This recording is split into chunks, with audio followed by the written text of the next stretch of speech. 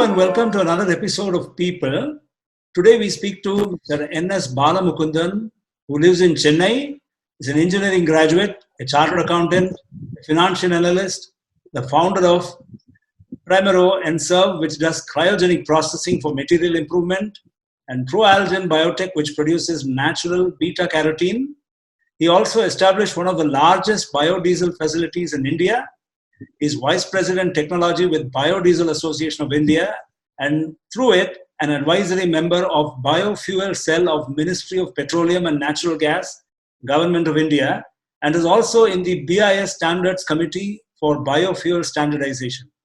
He is supported by his wife Lata in business, and Mukundan and Lata have 3 children. Hello and welcome, Mr. Mukundan. Hi. Okay. You have a lot of hats. So welcome, Mr. Mukund. And from being a chartered accountant and a financial analyst, how did the transition to cryogenics, beta-carotene, and biodiesel happen? Please let us know about your journey. Floor is yours. Very simple. Was in portfolio management before the Harshad Mehta scam. Got out of it and wanted to do a larger portfolio. A business option came, which was cryogenics. So I just took it up and thought that business is better than the portfolio option. And that's how I started cryogenics. And post that, one led to the other. We went into biopesticides and then into beta-carotene because my brother joined me from Biocon. And we started the algal division for beta-carotene. There was a huge demand for it. And based on that, we started that. The entire product was being imported. So one of the buyers asked us whether we could do something. And that's how we started beta-carotene from algae. The beta-carotene from algae was not consistent because of the changes in rainfall and stuff like that in Chennai. Because we grow this in open ponds. The rain and the water availability is a key factor. The land is near Kalpakam. Kalpakam wanted more water, so they barricaded the sand dune. So we had to start buying water instead of taking salt water, seawater, or backwater. Hence, we shifted to an alternate source, which was palm oil, which contains beta-carotene. And that's how we got into biodiesel, because the byproduct, or rather the main product, because beta-carotene is in parts per million levels. The main product was the leftover palm oil, which we could not use for edible. So we went into biodiesel. That's how the whole story unfolded, or is unfolding, I should say. Oh, wow. I thought beta-carotene is taken from lots of carrots. I thought you're buying truckloads of carrots and then, just making this yellow stuff.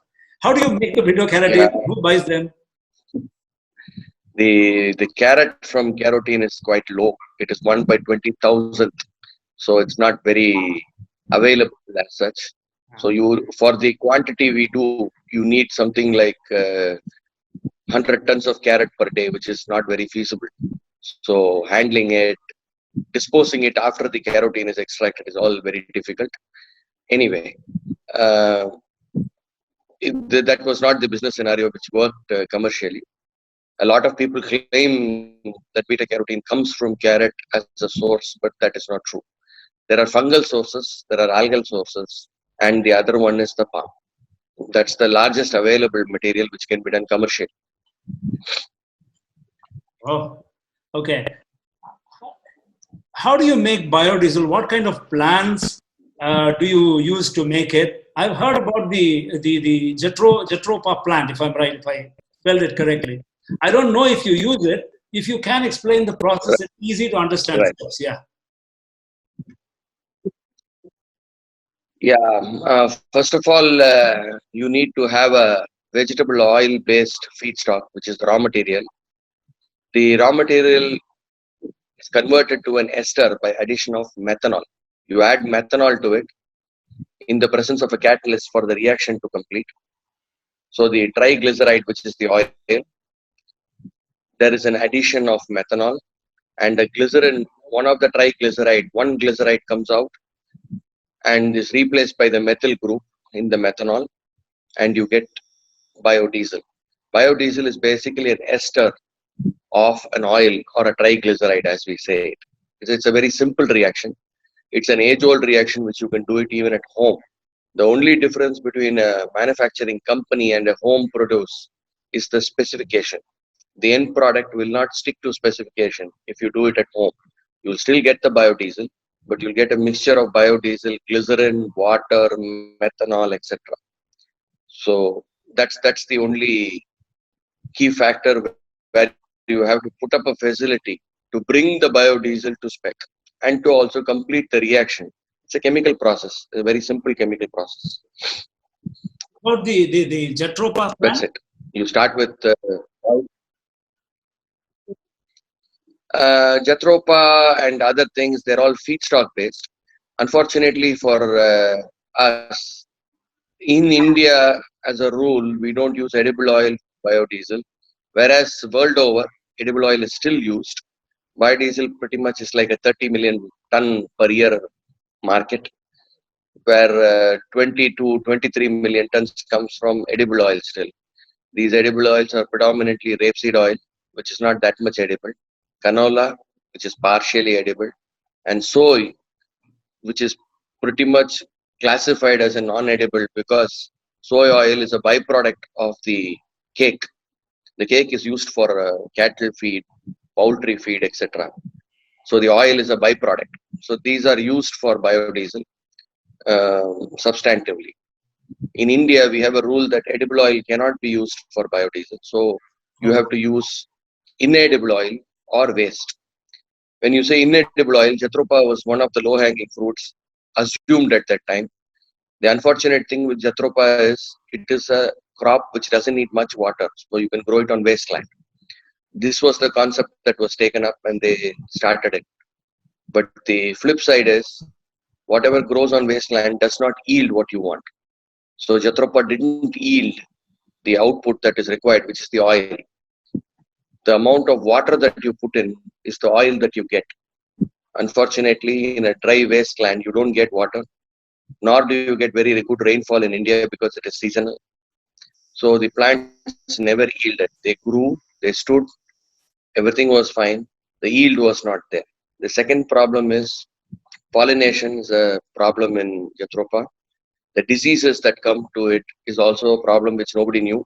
So all these put together pretty much killed the crop. It was a non-starter. People started it. It stood at plant level and never came into even a seed level. So it's a pretty much a big failure in terms of it being a feedstock source. Oh, So world over there is very negligible Jatropa presence also, okay. and whatever claims there is not in volume. Oh, okay. Then there was a myth, there was once a myth that solar panels require more energy to manufacture than they produce in their lifetimes. So I have a similar question about biodiesel. What are the facts there? The fact of biodiesel is that first is if you use edible oil, the simplest answer that one can give to this is to see the cycle of greenhouse gas emissions. It pretty much also defines whether it is cost effective in the environmental side and then on the cost side. On the environmental side, the greenhouse gas emission saving for edible oil is like 35 to 50% of your petro products. So there is a substantial saving. If you use waste, which is the byproduct of the edible oil manufacture, the numbers go up. The greenhouse gas saving is something like 80% to 90%. So it becomes even better because the entire greenhouse gas is costed on the edible oil. People have to live, so you need the edible oil. So the waste then becomes a very viable option for biodiesel. Going to the cost side, it is definitely costlier than the crude oil-based diesel. But the benefits are so high on the other side in terms of the greenhouse gas emission, particularly the particulate emission reduction, and of course the other benefits of it improving the diesel in itself. Wow. Overall, it makes biodiesel a very environmentally effective scenario rather than a cost effective scenario. At today's prices, where the crude is, Diesel is something like, the international price is something like $276 or so. At this rate, edible oil cannot be converted, or even its waste cannot be converted to biodiesel. But when the price hits your $70 or $120, edible oil based biodiesel or waste based biodiesel is 50% of the cost of your normal diesel. Normal diesel on a last 20-25 year average works out at $400-$450 or so. At these prices, definitely biodiesel can be made. So on a par to par over a long term, biodiesel is a suitable substitute, and a much cleaner substitute also. See, I wanted to ask this question. See, what are the top differences between a biofuel and a crude oil? Because from what I have studied, it's only the same plant material which has gone down and after many years converted into oil. So if you can enlighten me there. Yeah, the single largest difference between biodiesel and the petrodiesel, meaning the crude oil based diesel, we call it petrodiesel. Petrodiesel is basically just a hydrocarbon, carbon and hydrogen, nothing else. Whereas biodiesel is an ester, which means it has got an oxygen in it. So when you convert an edible oil, which is the triglyceride, into the biodiesel, oxygen is always present in it. The oxygen being present and it being an ester also gives it the added benefit of some lubricity, which is there, which comes with the edible oil, which makes it better as a fuel compared to diesel, because diesel is now unleaded. Lead used to be added for lubricity. Overall, biodiesel is an ester, whereas the other is a hydrocarbon. Okay. There is another new product that is coming up from the biodiesel side. It's not a biodiesel, it's a biofuel as it is called. It's called HVO, hydro-treated vegetable oil.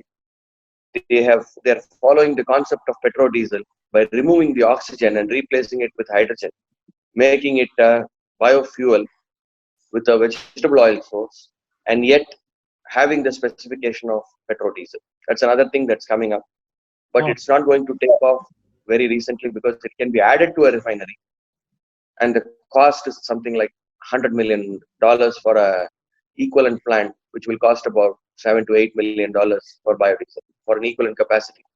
So it's going to take time, but it is a much better option because for biodiesel it's slightly acidic compared to the normal diesel.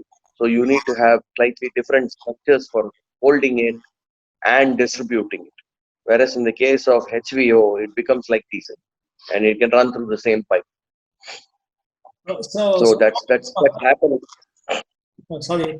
So how much biodiesel can I mix with my regular diesel in my car? Would it damage the part? Today in India, you can go up to 20% without damaging it. Officially approved is at 10% today, but we have a standard for 20%, which means overall it is accepted. But all the vehicle manufacturers have accepted that it can go up to 10% to 12% even today. So there is no issue. Ironically, whether you accept it or not, biodiesel is being supplied to oil marketing companies even today as we speak, and it is blended at 10% into the normal diesel that you are buying. It's not claimed by the oil companies, but it is already there in 21 cities in India. Around 5,400 outlets are dispensing diesel blended with biodiesel. They call it B10, meaning biodiesel 10%, 90% diesel. So when I go to my nearest petrol pump, so I get for every liter 90% of regular diesel and 10% of your biodiesel. That's right. It was 7% till last year. It is now 10% this year. Okay. And I've also read about...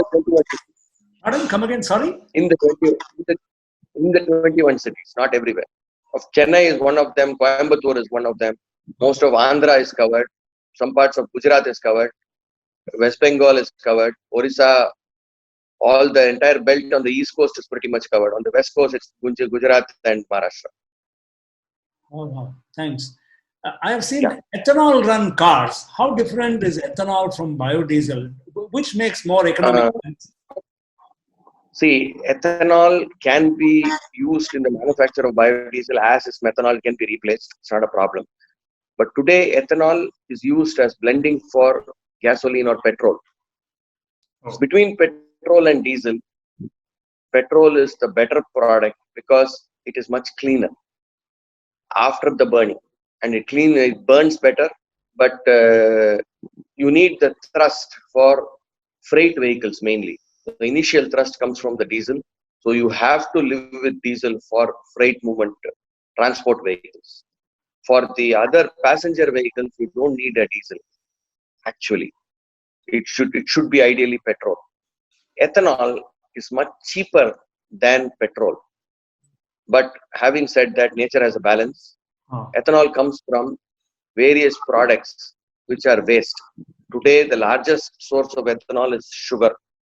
Sugar waste, molasses was converted to ethanol by fermentation. Now they are trying to do even sugarcane juice because there is surplus production of sugar in India and Brazil.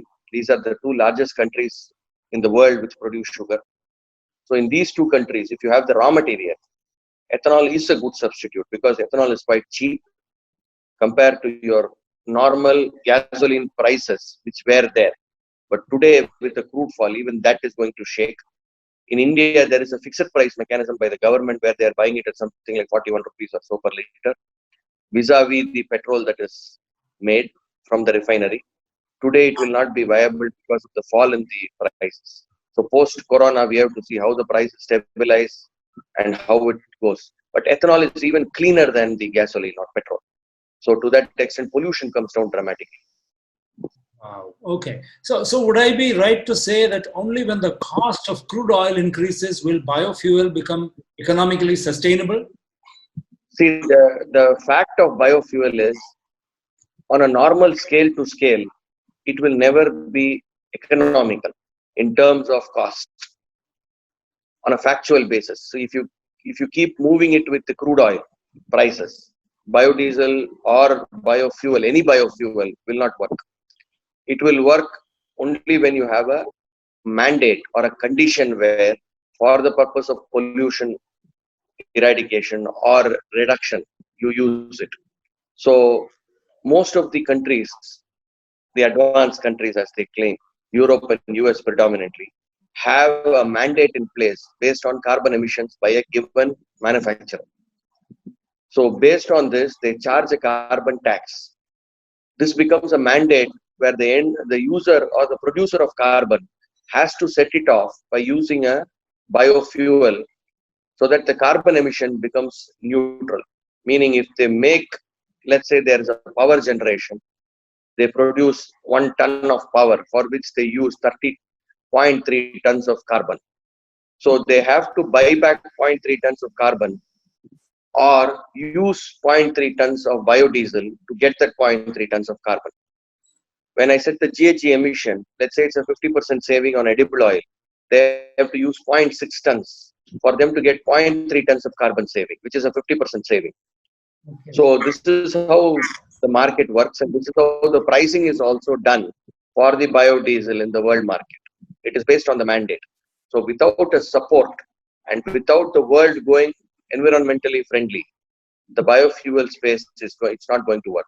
And for that matter, in any business, unless and until there is a purpose, the business doesn't survive. The purpose of this is getting a cleaner world, and we need that now. So biofuel is going to sustain. That's the answer I can give you. It's not a direct answer, but it's an indirect factual answer.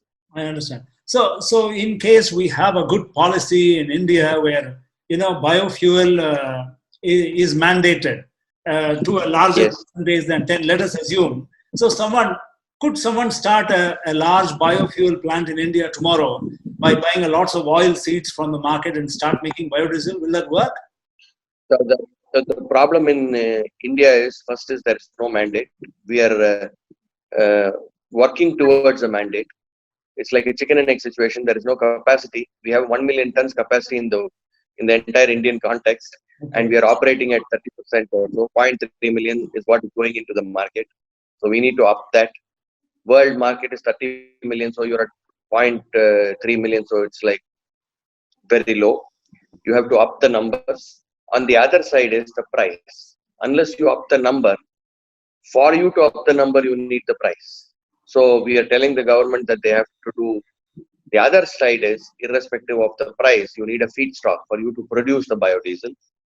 In India, we are a net importer of edible oil. Oh. So let's say 26 million tons or 27 million tons is our consumption. We are importing more than 50% of it from all over the world. We import sunflower oil, soy oil, palm oil, stuff like that. So as long as we are importing edible oil, we can't use edible oil as a feedstock. And India per se bans it also. We can't make biodiesel and sell in India with edible oil feedstock. The other thing is, you go to then alternate feedstock, which is waste oil and inedible seeds. Inedible seeds is a myth as of now. Everybody is trying, but it is not happening. Now, coming to the waste, it is a very significant thing that the government has done now.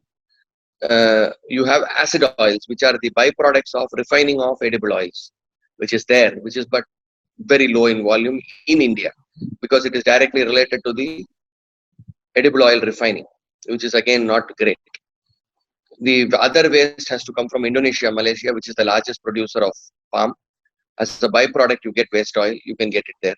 The other big source in India is going to be used cooking oil, which the ministry has done 2.5 years ago. We have started the work, and today it is becoming a big issue, where a rule has been implemented with under the auspices of FSSAI, which is the food authority, where it says that oil beyond a certain polarity of compound, there is a polar compound which develops once you use it or reuse the edible oil for cooking. So if it goes beyond 25, then it cannot be used for edible purposes. So they are trying to push it and implement it also. Today we have, from a zero level last year, we have done about 20 to 30,000 tons of collection of waste oil. 26 million is our total consumption. Ideally, you should have at least 30 to 50% coming back into the waste oil market. Unfortunately, today this goes for alternate sources like your street food or the lower level of food establishments, which buy the oil and reuse it, which is unhealthy. Health-wise, it's carcinogenic. It's a direct cause for obesity. All these now the ministry is pushing, and they are providing quite a few road shows, quite a few advertisements to tell the people that it is unhealthy to reuse it, and by that force the larger establishments not to resell. Hopefully, if this picks up, the feedstock availability will come up, because at 26 million, 50% is 13 million. Even 10% of 26 million is 2.6 million, which is more than the capacity of the plants today in India. Okay. So plants will come, and then it makes sense for you to get it, because the feedstock will be available. Once the feedstock is available, only then you look at price. So today, nobody can just go and up and start a plant tomorrow unless they have feedstock. So it's a roundabout answer, but that's the answer. You can't start tomorrow without securing your feedstock. Wow. You're in a committee with the Ministry of Petroleum in India that's promoting biodiesel. Right. Please give us an insight into how this committee works. See, there is a thing called a working committee concept, which I am seeing for the last 4.5 years actually. The ministry calls all the relevant bodies. This includes the various ministerial bodies where environment is there, the agricultural ministry is there, Ministry of Petroleum is also heading it. A joint secretary heads the committee, and the industry is also called. So I am part of the industry representation which goes in for these meetings, and we have a discussion on how to progress or what is to be done to effectively get the industry to go through in biofuel sector. The biofuels includes biogas, waste-based biogas, like instead of burning in Punjab, they want to get it into biogas or syngas as they call it, and various biofuels including biodiesel and ethanol. So the committee is a general committee, and then we have subcommittees which define what you want to do on the biodiesel or the ethanol and stuff like that, and they come back and present to the total committee. Then the committee takes a view, and there are minutes prepared by the committee and scenarios cleared. Policy is written by the subcommittees. So we are all part of that. So the policies, for example, in the UCO, a policy is written. What is UCO? How is UCO produced? What is the quantity available? How is it created? Whether it can be collected, it is to be collected, what is it that is required. So all these are already thought through, put on paper, presented to the ministry. The minister with his people then decide. Then they take it to the cabinet level for approval. So it's a pretty long drawn process. For example, the UCO has taken us 2.5 years to get it into a rule or a condition or a notification, which has made it mandatory for people not to use above 25 polarity. So something like this takes time. So we have meetings pretty much like every month, and it's a day-long meeting, 2 to 3 hours, morning to lunch, or one session, full session, half a day session is taken, and pretty much everything is discussed. In between this, we have circulatory notes which keep coming. So it's a pretty effective thing if it is used well. Today it is used well. I can't say this 10 years ago because we have been trying to do this for the last 10 years, the biofuels. I've been in the business from 2008, Okay. and it started in India 4 years ago. And I was part of that starting also, where we went with people from the industry, oil companies, and the ministry to Europe, where we got them to understand how it is blended there. And then we have been handholding them in terms of how to blend, what is to be put up.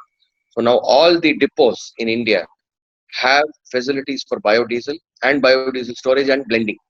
So that's how you get it in your retail pump. Oh, okay. Okay. Now, about the used oil, I called up about 20 of my friends.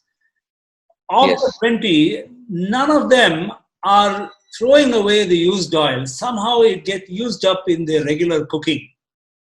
They cook yes, something and then, we don't do big time frying, at least most vegetarians. yes, I don't know about anything else. But I understand that hotels and restaurants, there should be a lot of spent oil. So, yes. so do you have a system where someone goes there, collects it every day, brings it to some place, does some processing? Yeah, yeah. What we have done with the ministry is we have created an app called RUCO, Repurpose Used Cooking Oil. Okay. It's an app which is brought out by the FSSAI. Anybody who's buying or consuming more than 50 liters of edible oil per day as an establishment has to provide the FSSAI how much they are buying and how they are disposing. How much, that is how much is consumed and how much is wasted. So this app has been in presence for the last 9 months or so. And this is one of the main reasons why we have been able to collect the 30 odd thousand tons from all across India. Wow. So the app has to be enforced. About 3.5 lakh establishments are under the FSSAI. Another 6 to 7 lakhs are outside the ambit because they are below the 50 liter level. So wherever the 50 liter level is there, automatically these will have to find a solution where they have to dispose the oil not down the drain, which they were doing earlier, but to a biodiesel producer. All the biodiesel producers are listed on the FSSAI website also, and they give approval of who can buy the used cooking oil. So there is a traceability from a restaurant or a hotel to a biodiesel plant. And this is based on the paper that is created for the disposal, like sale. The restaurant or hotel has to sell to a intermediary who is approved by the manufacturer of biodiesel, and also it goes, and that trail is there on the app where you start right from the trucking detail where collection is done. So the collection can be done daily or it can be done weekly depending on the volume, because the cost of logistics is also another thing that one has to take care. So Okay. volume, once it aggregates, we give an aggregated barrel or something. Once it, some larger establishments have tanks for waste oil. So we just take a tanker, collect it and bring it, or sometimes the hotel delivers it. So the cost is just added or deleted for the logistic cost, and that's it. But it is becoming a slow process where hotels and restaurants, at least in the larger scale, have agreed and accepted that it has to be sold to a biodiesel producer rather than resold elsewhere. So that is happening. And the app is a very key factor in this. Okay. And ultimately, how much of the regular fuel can biodiesel replace? On a gross to gross scale, if you take a thumb rule, a 20% to 30% is very, very feasible Wow. on the gross scale. I go back to my used cooking oil numbers. Edible oil, 26 million.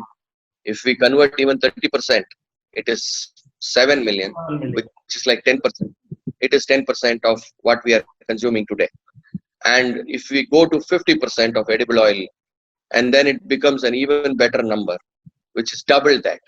So it's a 20-30% is a very, and you have the other fatty acids, etc., which come from edible oil refining. If you put all together, you can easily replace the 20%. But in my opinion, it will take another 2 years or 3 years for the used cooking oil for it to catch up and ensure that it gets collected. Once this collection happens and we touch the 500,000 or 1 million, after that it's an exponential growth of collection, because people will become aware.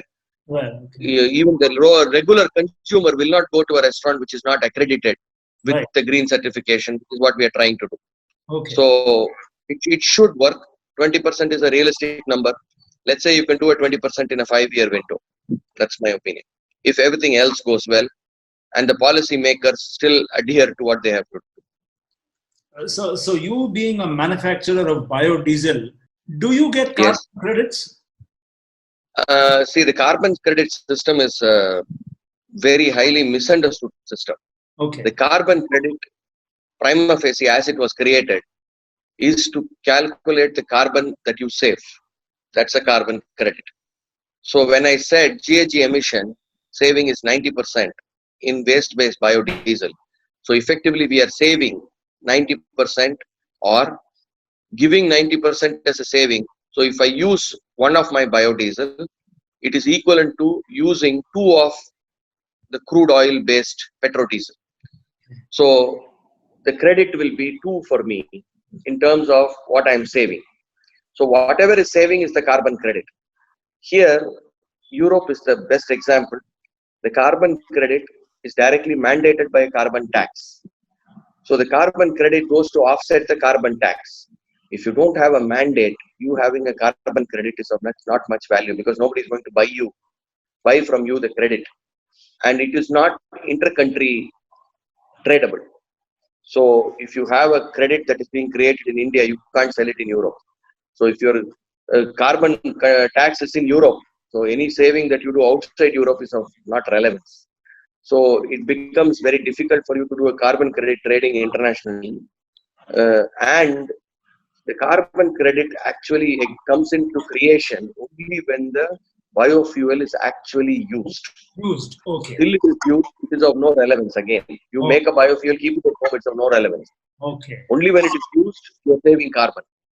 When you save carbon emission, then automatically you get a credit.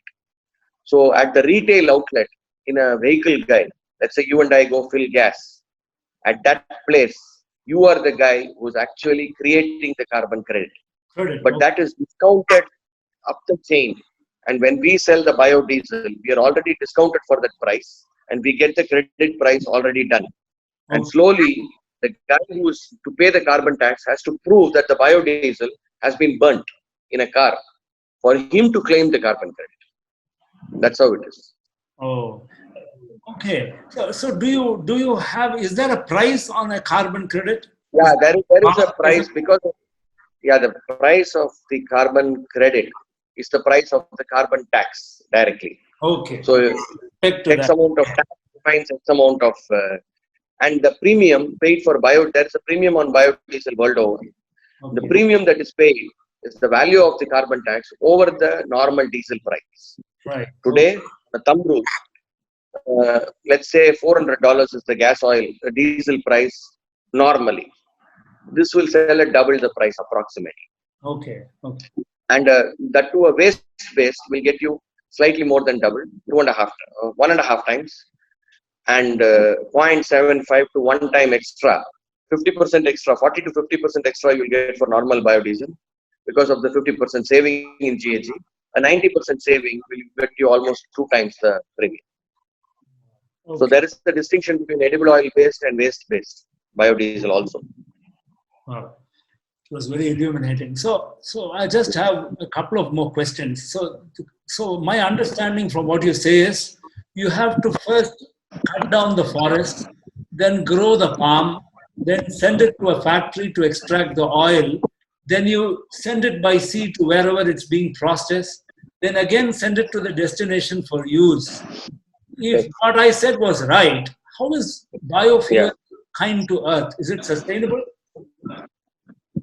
When I say GHG emission, we take the entire life cycle, right from the creation to the end use.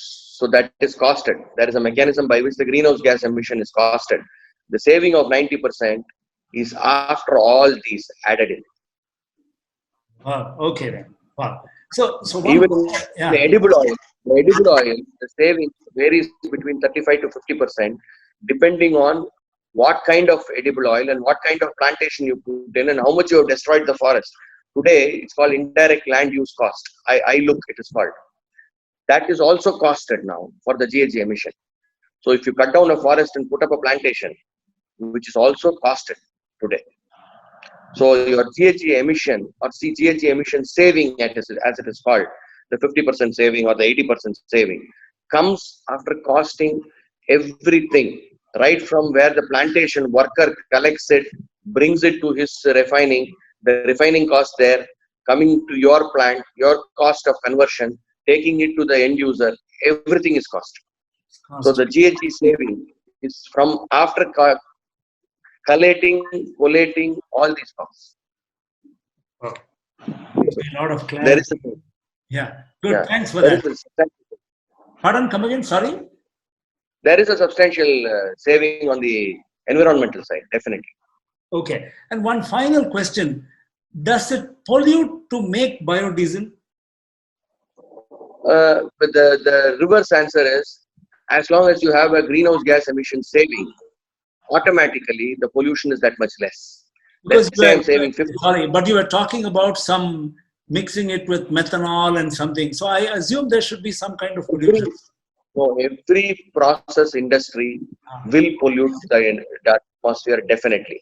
Okay. How much is the question? And by what method? By making biodiesel, if you're able to still save 50% in emissions, it's still workable. That's how you have to see it. Oh, it was. In fact, if you do waste, it is a 90% saving. Wow. That was so illuminating, and thanks for the interaction, Mr. Mukund. And viewers, pleasure. I looked up, India imported in 2019 about 8,000 billion rupees or about 8 lakh crore rupees worth of oil. From what Mr. Mukund has shared with us today, even if we can substitute 15% of the imports with biofuel, then we could save so much that we can double our spending on education and on health from our current budget. That's simply awesome. I have to tell them. Okay, viewers, I'm going to leave you with just one thing. If you are still wondering if vegetable oil could really work, remember Rudolf Diesel, when he invented the diesel engine in the late 1800s, ran it with peanut oil as fuel. He envisioned his engine as being able to run on multiple fuels, including vegetable oils. So, Mr. Mukund, salute to you, salute to your team. You're doing great work. Thank you so much. It was great to know so much about biofuels from you. Thanks for being with us today. And viewers, let's meet in the next episode of People. Thank you, Mr. Mukund. Thank you. Bye. Take care.